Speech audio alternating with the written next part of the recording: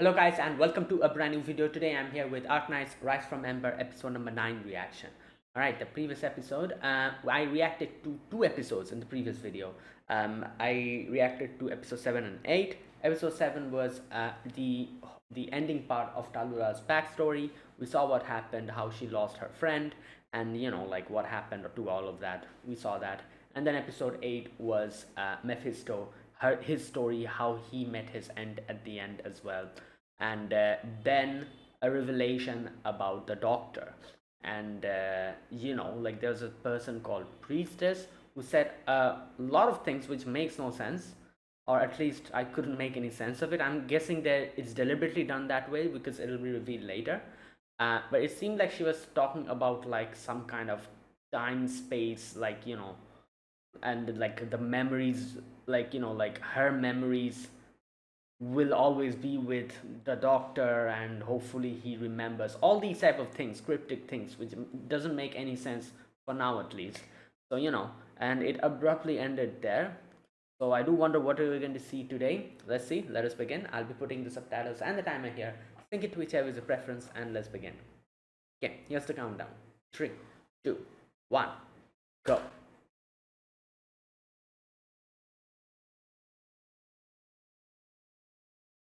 Oh, this is Jen.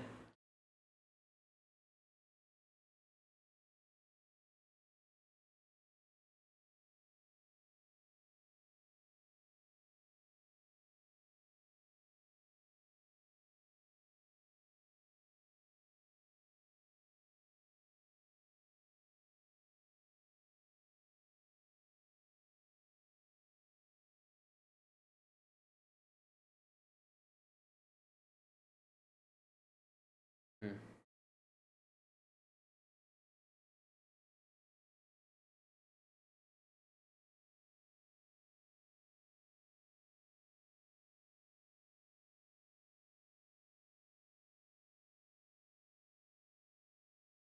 Oh.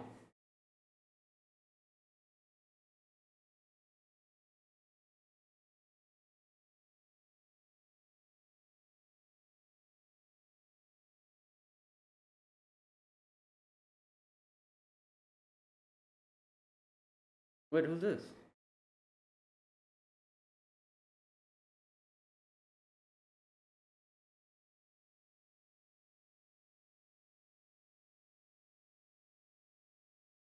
Chen.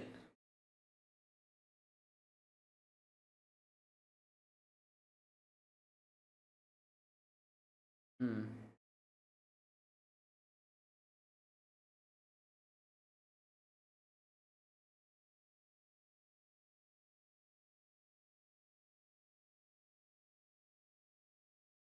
Oh, these are like the past, I'm guessing.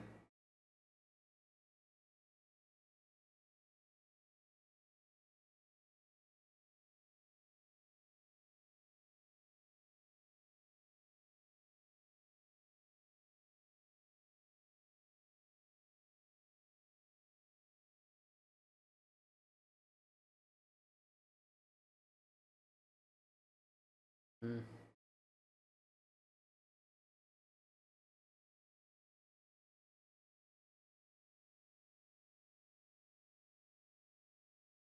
Oh,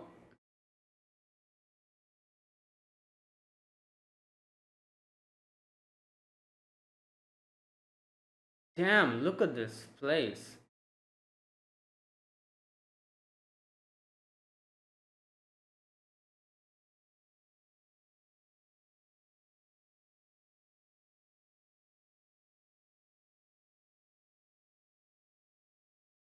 Oh, she's taking the memories. Okay, right. I'm guessing those little scenes that we were seeing were probably, this is just a guess, but I'm guessing those are probably from like some mini story or events in Arknights, which probably explains the story of those sections in detail. Because gacha games do that. Like certain characters, their past, their backstories are kind of shown in events, and like other maybe like mini chapters, so to kind of give more character development to the already existing character. I don't know, it's just a guess. Like I said, I might be wrong, but there's a possibility those were like other events or something in the game.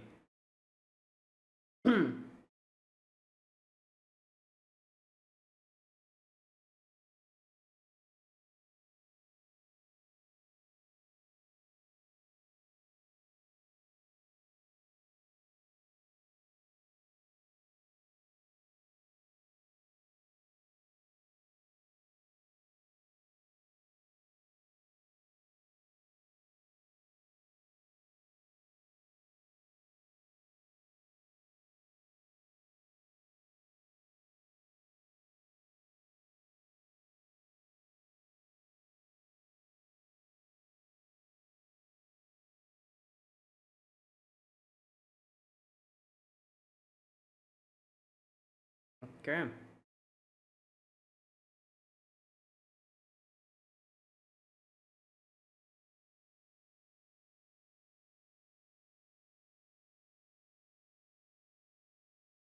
Oh, oh, here we go. When Teresa.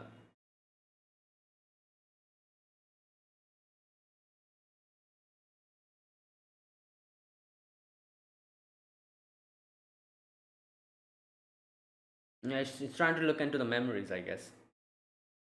Yep. Oh, here we go.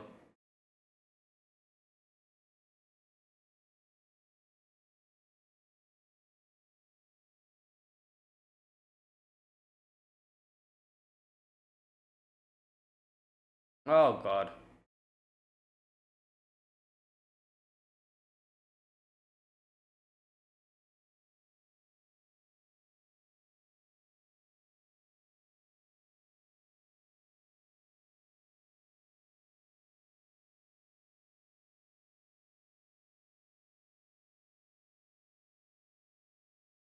Oh, there she is.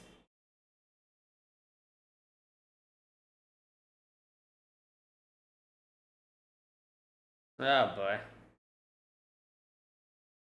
Oh lord.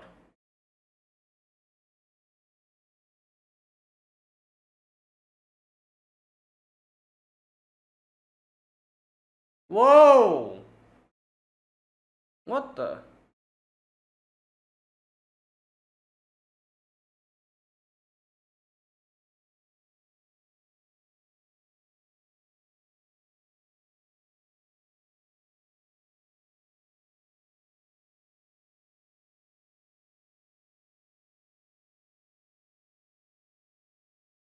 Right.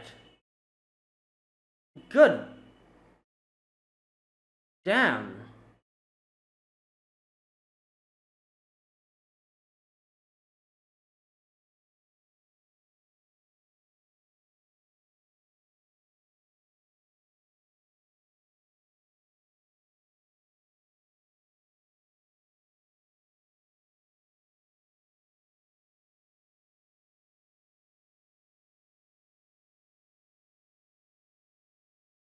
Okay. Well. Oh, I'm guessing that's. Yep. Pictured.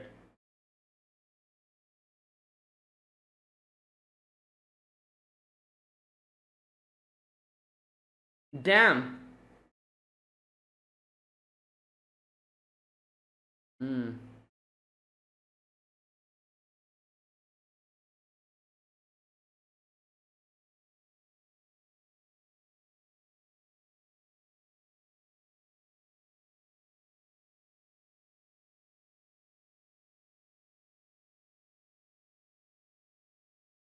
I don't think. Yeah, he has no plans on doing that.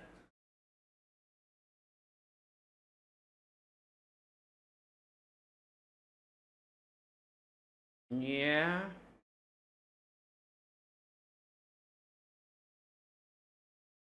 I cannot make guarantees. Bro, you're just gonna be using them as. Okay, that is ridiculous. You're like, oh yeah, we can give them a position if they fight for us. Like, use them as slaves, basically.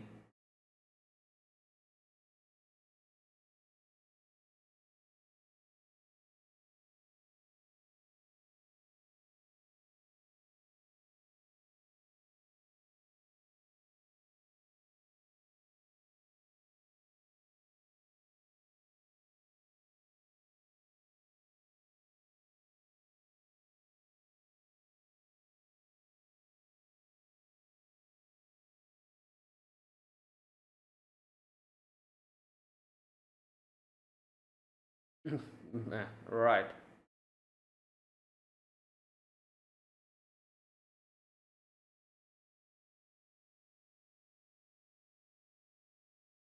Oh boy.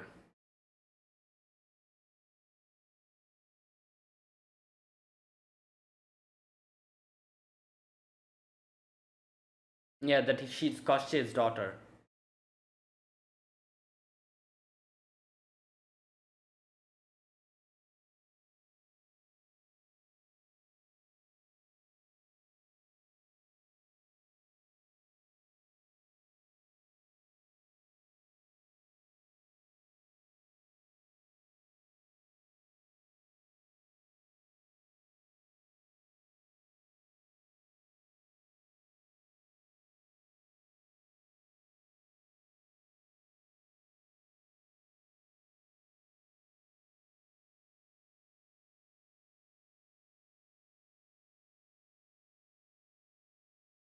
Mm,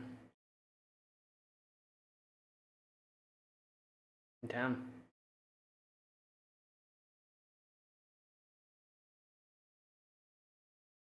Well, from that day onwards, when we saw.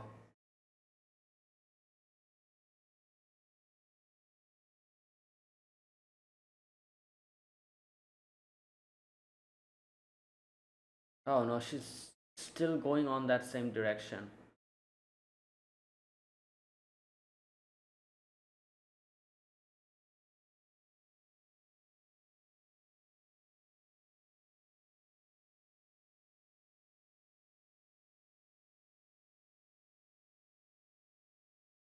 Oh boy.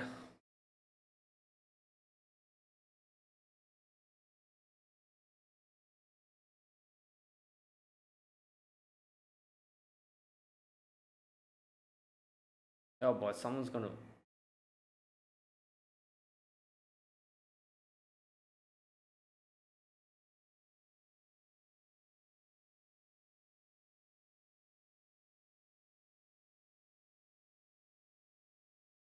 What? Yeah. Oh, wait, what the hell?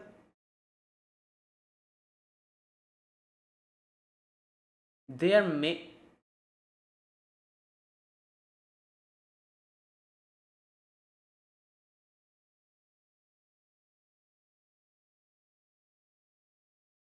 Yeah, you're lying. You literally have the.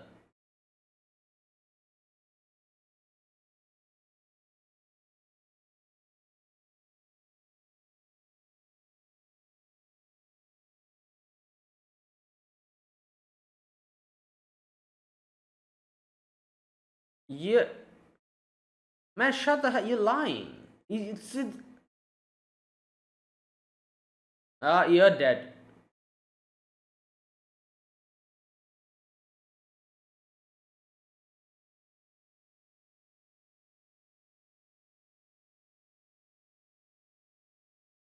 Yeah, and that's why they did it. They took advantage.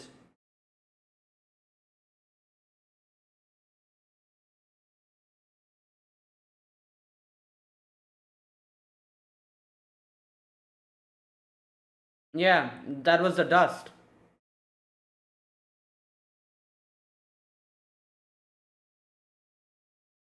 Uh, well, that guy is bringing in reinforcements, I feel like.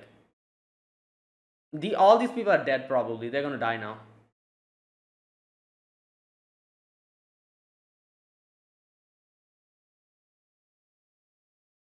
Yep, there you go. Oh no, she's thinking about it.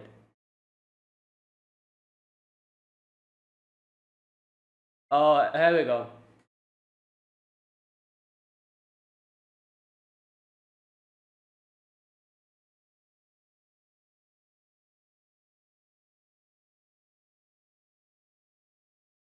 Yep, there you go.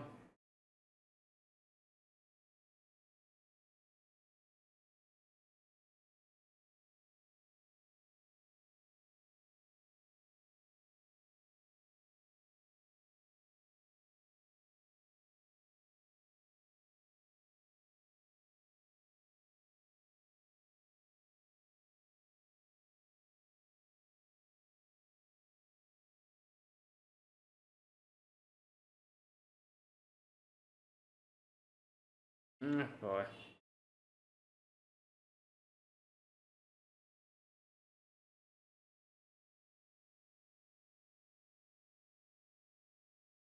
Uh, oh yeah, I forgot completely that she was seeing the memory.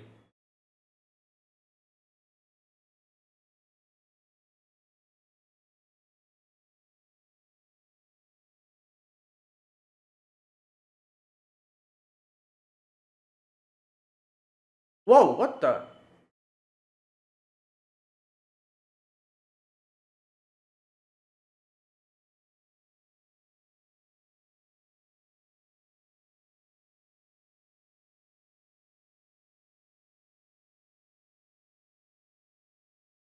Hmm.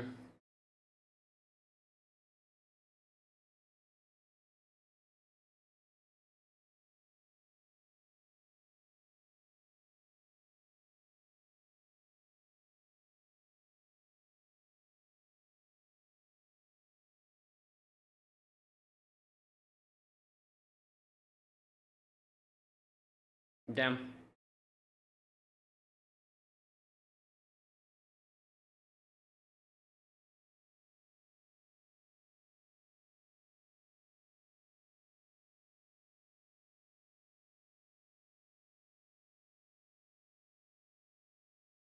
Right.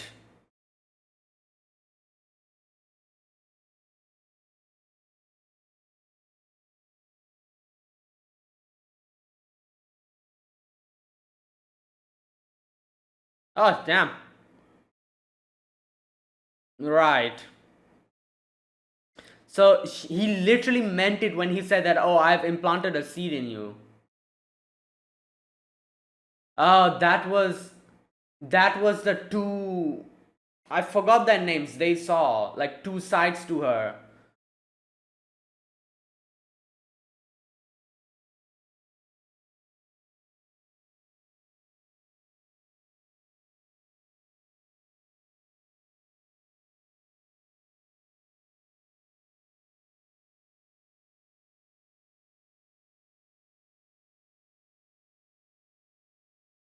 Oh,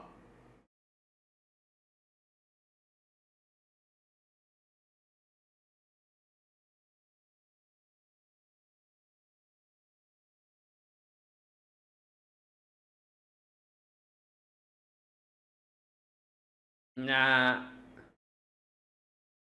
Yeah, I was gonna say. Coach is trying to lure her in, and hmm, right.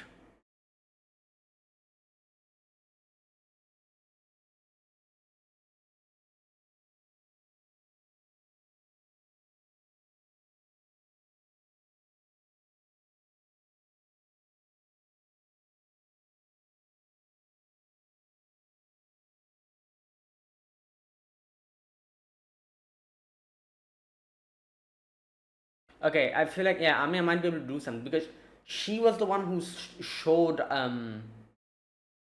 Patriot his. So maybe she can do that as well. Okay, let's see.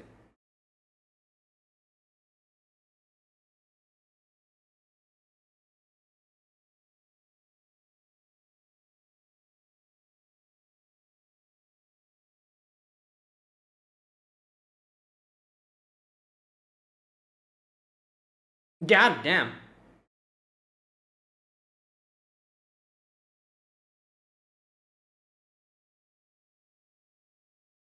Oh, she's using her.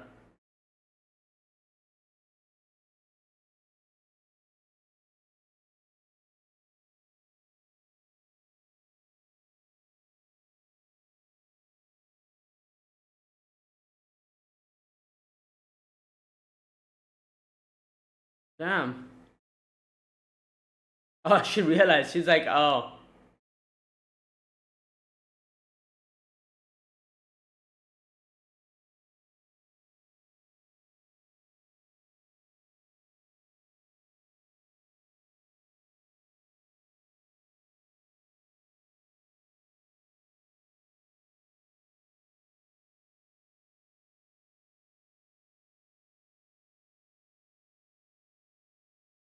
Hmm.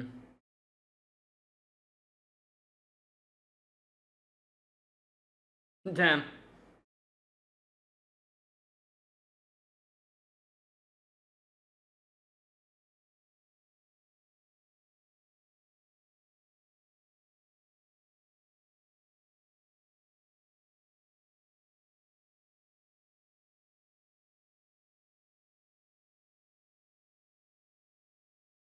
I no. I think she used the rings that Tessa told her to.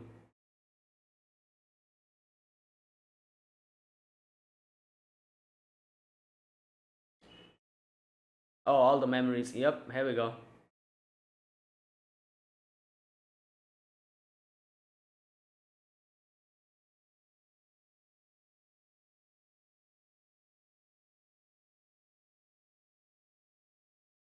Damn. What the hell is this?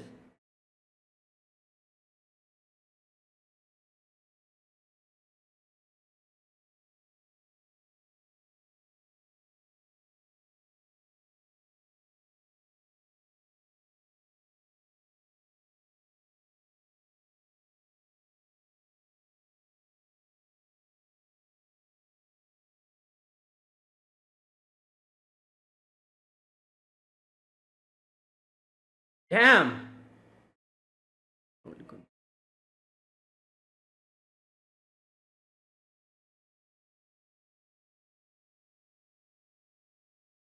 Oh.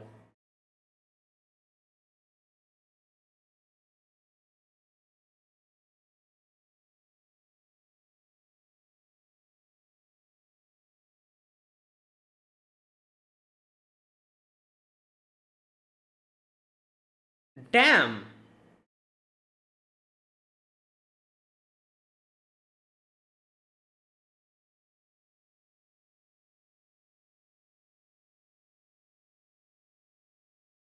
Oh wow.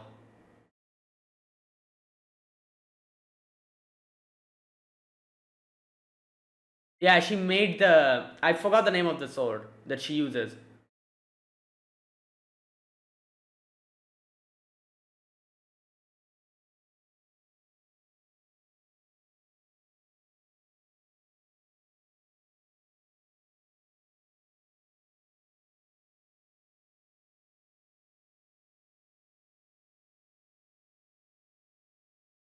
All right. Okay. I didn't understand what happened there, but even though I couldn't clearly understand what happened there, but I did kind of. I'm guessing it's like inside of her is that because she's the Lord of the Fiends.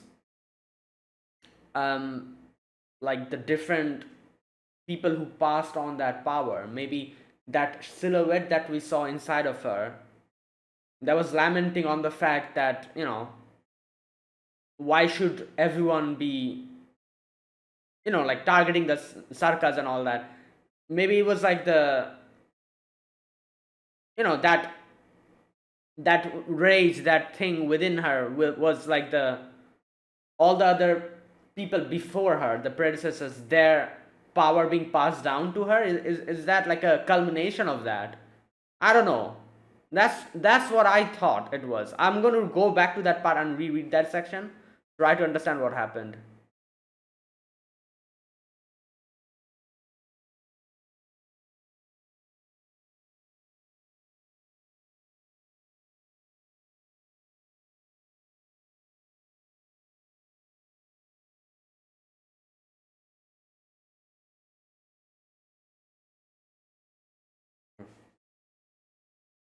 Is that it? Yes. All right, there you go. That was today's episode. So today we get to the confrontation. Talula, Chen, and Amia. Three of them confronts each other, and a big thing is revealed in today's episode, which was apparently Kostya actually like possessed her. Like up until now, I thought it was more of a like symbolic term that he used. He said something along the lines of, "Oh, you will become me," this and that. So he literally meant that. So that was completely literal. So he actually was saying that, yeah, you will become, he will be possessing her. Um, like obviously, you can say there was symbolic as well. Obviously, like with everything that happened after that, it was symbolic as well that Talula will also probably start having these type of feelings. But like her becoming like this completely is actually Kosche's own um like psyche possessing her. So that one was revealed today. So it is actually him, like inside of her. Like there's like two parts of her, which we saw in one of the previous episodes, where that lady saw like two sections to her, like one like this reddish black section and the other part. So you know that was actually this, like Koshche. Now that was the biggest revelation today. And then obviously the final section, like I said, I am not sure what exactly happened there.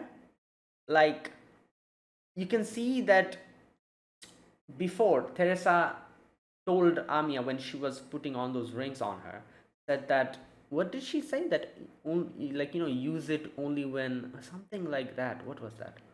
Where is that section? Oh, let me check.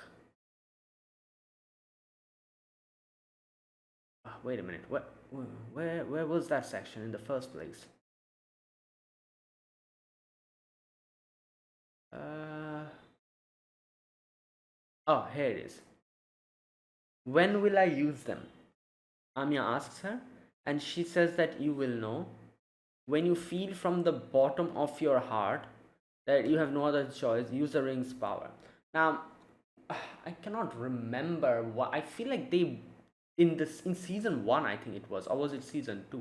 I think they actually said what the rings actually do. Was it something along the lines of that the rings actually control her, like like power, like limits it, like putting on the rings actually kind of keeps her power under control. If she breaks it, is going to, she can use more power. It was something like that, right? Or maybe I'm just mixing this up with some other story.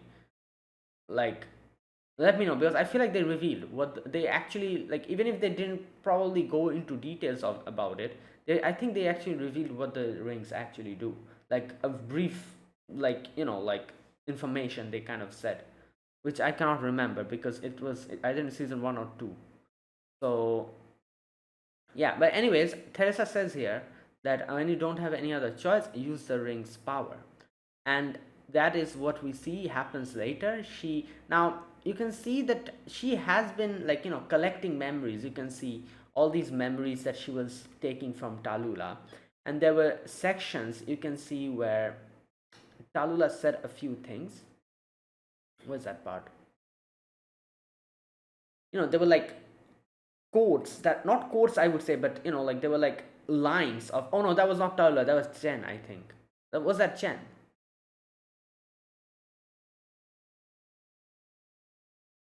Wait a minute. Like there's like, it seemed like not incantation, but it seemed like codes that she was saying one after the other with the change of scenes. I think actually Anya says those things later on and manifests that sword. Wait a minute, let me see if I can find it. Okay.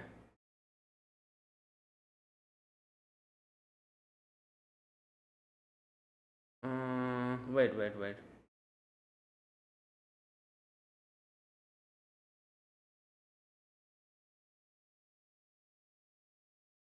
Okay, I cannot find it anymore. But like she was repeating those. And another thing, so did she manifest that sword that she manifested? That was the same as Talula's sword, right? Or was it? Wait a minute, let me look at it properly.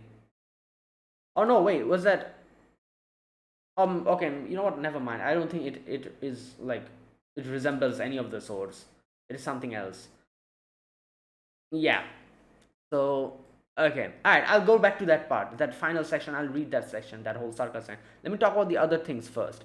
The first section was basically, like a little bit of a flashback where we saw Chen, little scenes of Chen's story, where she lost people one after the other. First, it was her sister, and like Wei said that I will, it is my sin to bear. I wasn't able to protect her, so I will make sure this to correct this. Oh, here we go. This is the part. Here we go. So it was Chen's words that she was saying. I think. As move as at teardrop's point, once known be death. Yeah, Ami was repeating this, right? Later on, obviously I can understand why she's repeating it. She probably got those memories, like she was like getting all the memories, collecting all the memories and seeing. So I think that's why she was repeating the same words. So wait, the sword that she manifested, was that actually, you know what, let me see, let me look at Chen's sword first. I forgot the name of the sword. The sword has a name which I kind of forgot.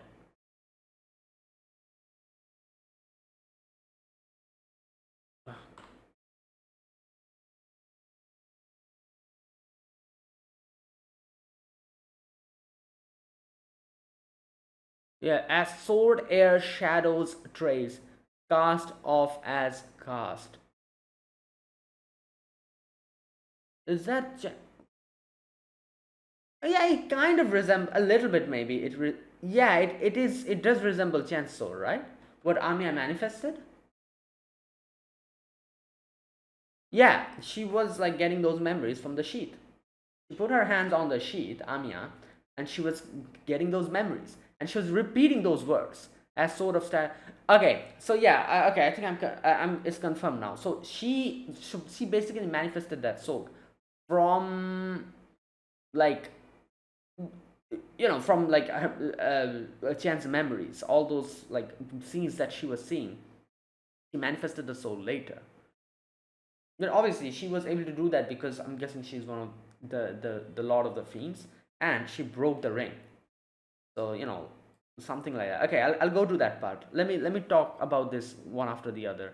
So that was the first section, the first scene, and then we see Amiya looking at Talula's memory again, where we see another bit of Talula's memory, where they went to this like village.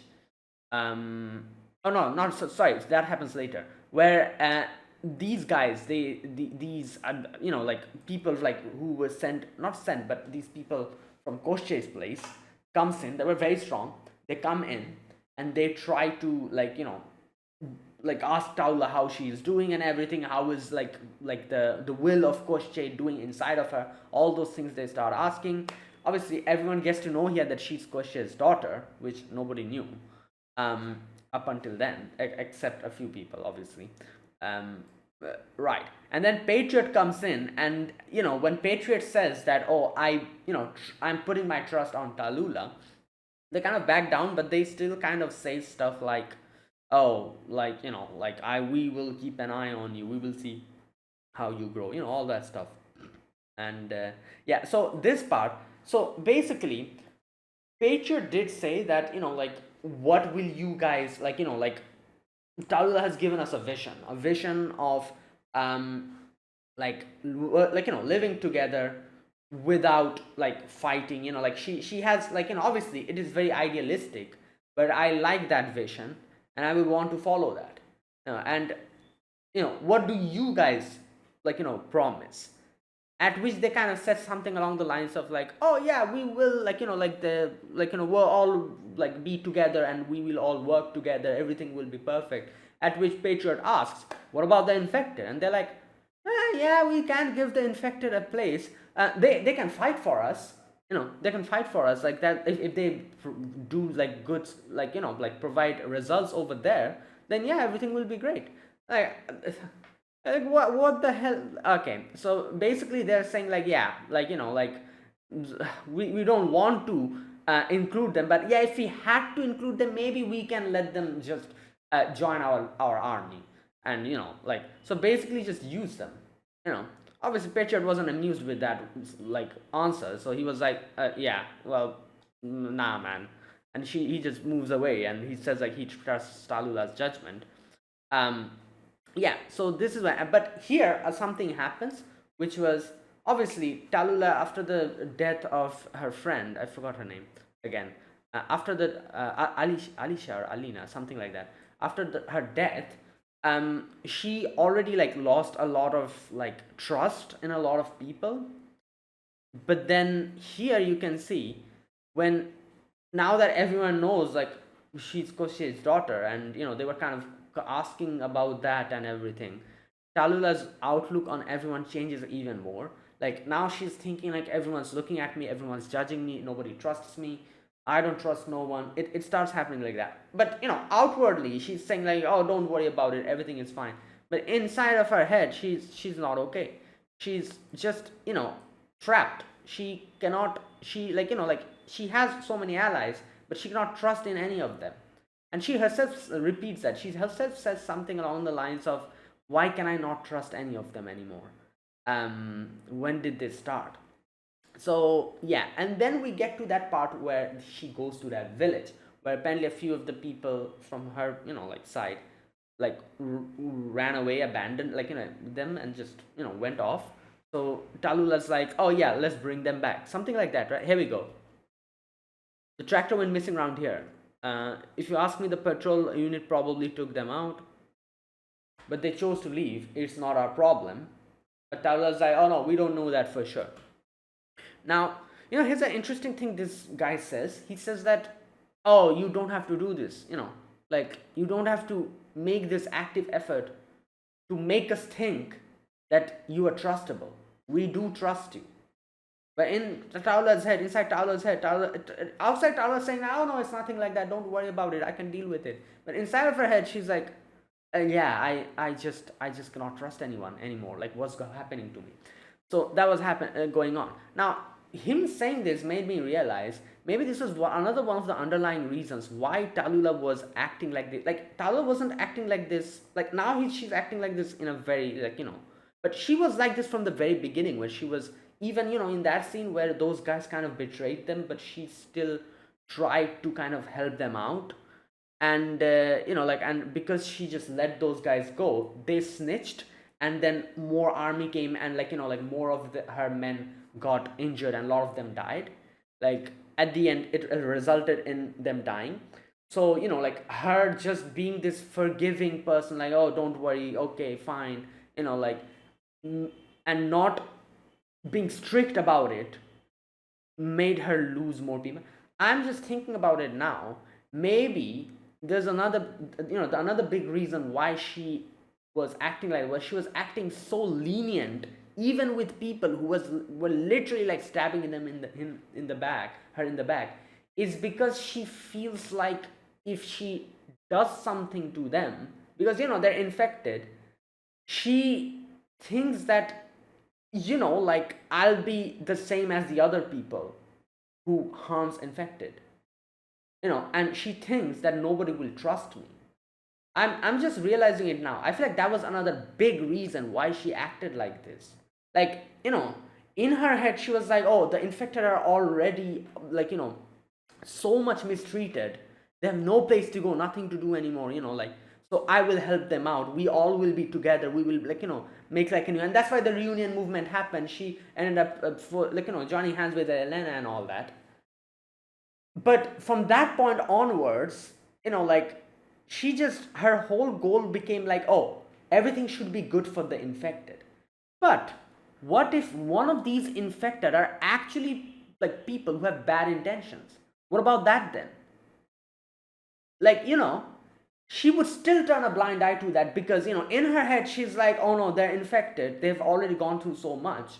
Yeah, they might have done like some bad things, maybe have snitched about us to the other people, but like she felt guilty about like maybe like punishing them or doing something, because she felt guilty and she thought like maybe like doing that is going to make me the same as Koshche and everyone else who like prey on the infected. That is the reason I feel like, that is like one of the reasons I feel like why she was so lenient on everyone. Because like I said this in the previous video in the discussion section, that when you are a leader you need to have like kindness and fear in a balance, and the balance should be proper. Each of the scales should not go like down on one side. If you rule the people through fear, it won't work out event like by the end of it, because there will be a lot of people who will like rebel against you and probably take you out because you're ruling through fear, and a lot of people will support them. It'll be a whole rebellion. If you rule them through too much kindness, people will think you're a joke. They'll just do whatever the hell they want to. Your people, they won't take you seriously, and they're just going to do whatever.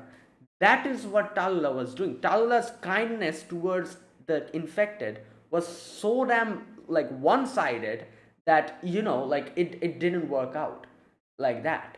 And the underlying reason behind that is, I feel like it's because she herself felt guilty, because the infected had already gone through so much. She was like, I shouldn't do anything here. It will be like she felt like she was like the other people. But here's the thing, like I said, like there are good and bad people in every like it doesn't matter. These people are infected, obviously there's good people, most of them have been gone through very bad times, but there will definitely be a few people here who still have bad intentions about you. Even though you are helping them, they will bite the same hand that you're feeding them with. There will be people like that. That's the human nature. Just like how like people who are morally wrong, like like a group of, like for example, these all these like like these people, the Usus soldiers and all that, like most of them, like they look down upon the infected, they treat them like garbage and everything. But I'm sure there are a few of them who are actually good people, like who are different from them. Just like that, within the infected there are people who are not good, who will bite the same hand that feed them, and Talula being lenient against them and just being like, oh, it's okay, was not the way, because it ended up costing her more people and more damage, but yeah, so that's just something that I thought, like it just struck me after that guy said that oh, you don't have to do this, like we trust you, even if you don't do stuff like this, we still trust you, that it made me think like, oh, it's something like that that also made Talula being so lenient against her own people, and yeah, like I said, a balance is required.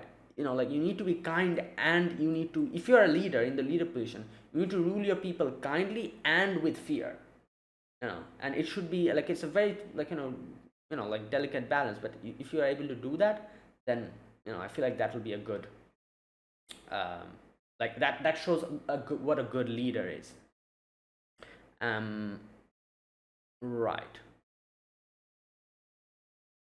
And another thing, which is like suffering for the people, which is obviously like a good thing, but at the same time, if you're just like taking everything and like putting it on your shoulders, you won't be able to survive, like you'll be just doing everything for her. Here you can see Talula takes everything on her shoulders, and tries to like like any thing goes wrong, she takes it on her shoulders, she takes responsibility, which is obviously a good thing. But there comes a stage where like you're also a human.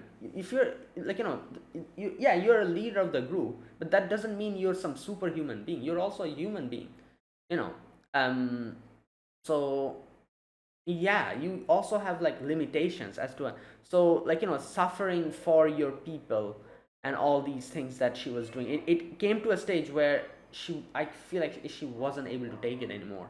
Like it just got so far, like, and also like her friend, and again, like I said, I forgot her name, her death became even a bigger blow to her, because she said before that As long as I'm there, you don't have to worry. When you start going in the wrong direction, I'll pull you back down. I'll take it, like, and she had someone who could share her burden with.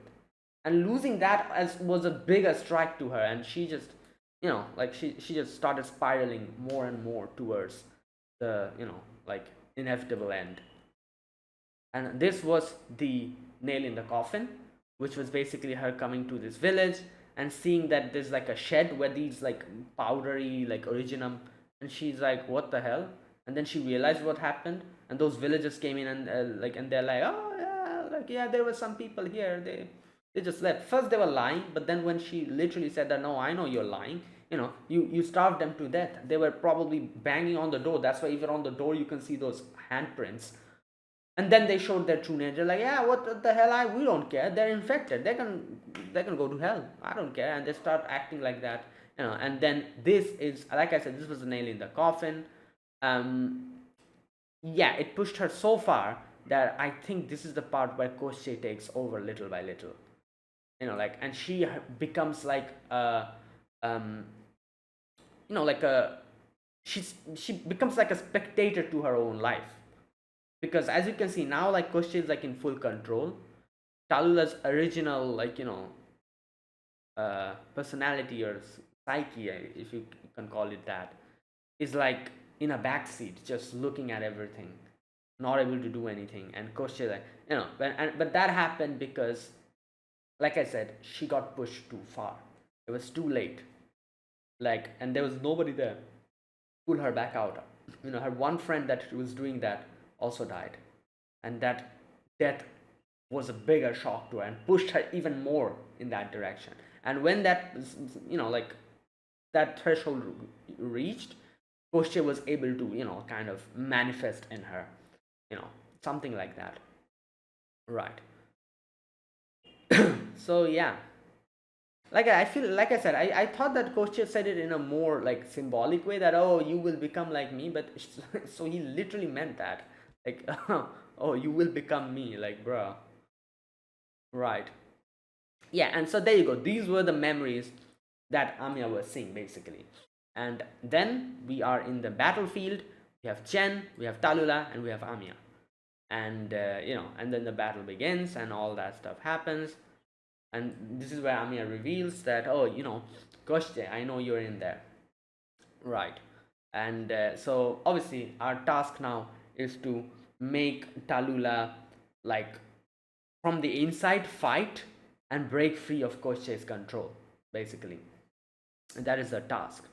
But obviously that'll be very difficult because, it is like based on belief. Like I said, like, she, if you think about it like that, there's like probably like a meter inside of her, like an imaginary meter, where like there was like a, like, there was a part of her like belief where she was like, it was like good things, like, good thoughts, good beliefs, positive like thoughts and everything. And it was like heavily, like, um like, kind of, it was heavily, like, it was overwhelming, the like bad thoughts in her head, like, things like, like, all those things, like, oh, these people, like, like, what can I say, like, anger, like, rage, all these things.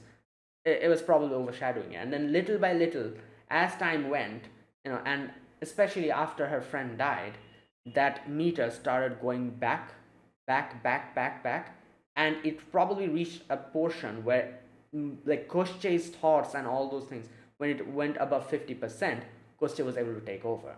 Now, if you're able to shift it back out, maybe, like, like, maybe thoughts like, I have to fight back, like Talula from the inside, like, and good thoughts, like hope for the future, believing the good in people. If all these things can again be brought back inside Talula, the, like, her good part can probably again shift little by little, overwhelming Koschei's part. And maybe after it crosses like the 50% mark, maybe Talula will be able to come back out again. I don't know. That's just how I think it might work. So I think that's probably what we will be trying to do now while fighting Koschei at the same time. Like, Talula will have to fight her own fight from the inside. Right. So, up until here, everything I understood. Here is where it starts getting confusing. Like, I don't understand what the hell happened with this part. So, like, one thing I understood, she was like repeating those words, which was basically all those words that Chen said. So, I think at the end, she kind of manifested a sword that looks like Chen's sword or something like that. But then we also have those rings part where, like Teresa put those rings on her and told her that when you have to use your power, use it. Like you will understand, you will know. And okay, so this is the part where I think I need to understand something. So all those memories was like circulating inside of her.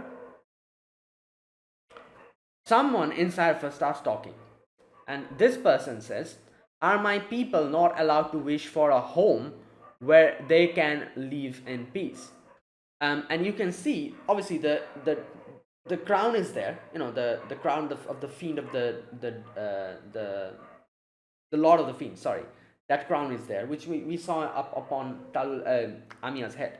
And then there was someone underneath it, a silhouette of someone, and this person is saying all of these things. So this person says again, "Do the Sarkas not have the right to live?" Now I was going to say maybe this is one of her like predecessors, like like maybe that this was like the very first original like Lord of the Fiends. It can be that, or maybe it's because like this whole Lord of the this thing, this position, it's like a position that you pass on, right? Teresa passed it on to Amia. Someone probably passed it on to Teresa. So maybe this is like a collection of all of those thoughts. If you've seen My Hero Academia, how like all one for all, yeah, how one for all works. Maybe it is like something like that. Either of those two. Either this is like the will or the manifestation of the thoughts of the very first leader, or maybe it's like a collection of all the like people that have gotten this power, like haven't have been like it has been passed on from one person to another. Maybe it's a collection of all those wills and thoughts. I'm not sure what exactly it is, but that is what I think. I might be wrong. Anyways, let's continue reading. Do the Sarkas not have the right to live? Why must they torture us? Why must they keep committing these sins? Are we the only ones they should hate? Do I despise them? Even without resentment in my heart, I have the right to rage on forever. Okay, interesting. Okay, so I think this was what Teresa was talking about. So, oh, you know what? I'm not 100% sure, but I can make a guess what exactly is happening here. So let me say what I think. You see, Teresa also wore those rings. Those rings on her hands, if you saw that. And then she put some rings on Amia's hand as well. When she transferred the Lord of the Fiends that to Amia, she put those rings on her neck. I think this line that this person says, even if I what did she say? Even if I don't despise them, here we go. Even without resentment in my heart, I have the right to rage on forever. So it's like a continuous, perpetual rage, and that rage is shown by the flame that we are seeing, and that rage is like continuously ongoing. And whoever takes on the Lord of the Fiends, that position, that rage continues within them. And like we saw, Teresa also had those rings. Those rings are to suppress that. So that is why when Teresa gives transfers the power to Amia, she put on those rings to Amia to do the same, to control that power. And that is why Teresa told Amia that when you need it, you will understand, use the rings. And that is why we see she breaks one of the rings. We see that happen later. One of the rings breaks completely, and she manifests this sword.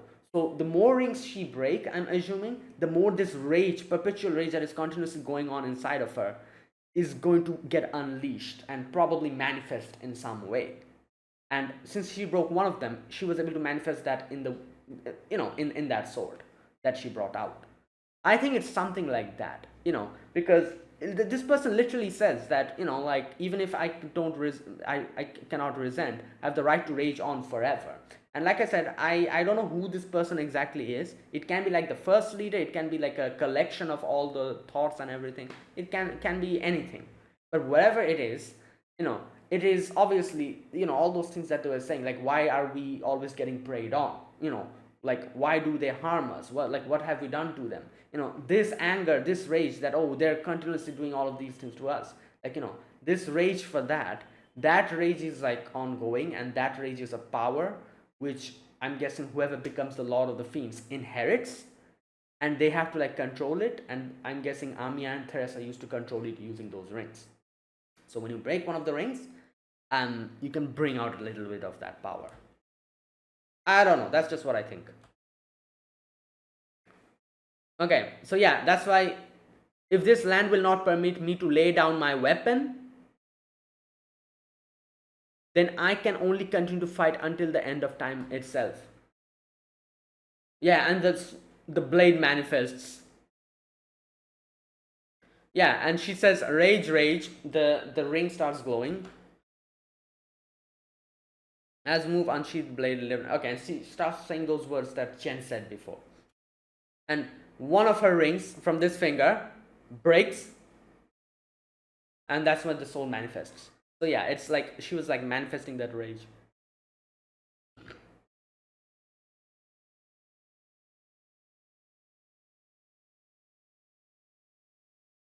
Right, and then she attacks Koshche or Talula, well, like, Talula slash Koshche. Okay. Yeah, hatred has blinded you, and okay, she said, I cannot let you hurt the people of the land anymore. That's where it ended. Okay, I think I kind of like, at the very beginning of the discussion, I said that, oh, I couldn't understand anything at the end. Now that I went back and reread that section, I can kind of guess what exactly happened there. Let me know if I'm correct or not, because that's what I understood after rereading that section. That it's like a continuous rage in the form of flame that is ongoing, and to control that, she wears those rings. Teresa also wore those rings. We saw that before. And by breaking one of those rings, she was able to manifest a little bit of it, or something like that. Now I don't know what is this rage that is ongoing. What is like the reason behind it? What's the true identity of it? Is that like a person's rage, or is it like something else? That I don't know, but I can kind of guess, like, it's like this rage that is like the flame that we see, that's being controlled by those rings, and Amiya decided to use it now because this is the time. So she broke one of the rings, and I feel like if she breaks more rings, she can gain probably more power. She can gather more power, and it'll probably be crazy if she breaks all the rings, or something crazy will probably happen. But I doubt she's gonna break all the rings, or I don't know. Who knows? We'll see. But for now, at least she's broken one of the rings. So yeah. All right, and there you go. That is it. That was my reaction to episode number 9 of Arknights Rise from Ember, season 3. Yeah, if you guys enjoyed this video, be sure to press the like button, subscribe if you're new to the channel or you haven't subscribed, comment down below anything you want to say, anything you want to let me know. I'll check them out. And that is it. Thank you for watching. I'll see you guys next week with the final episode. I think 10 episodes, yeah, final episode of this season. Until then, goodbye and have a nice day.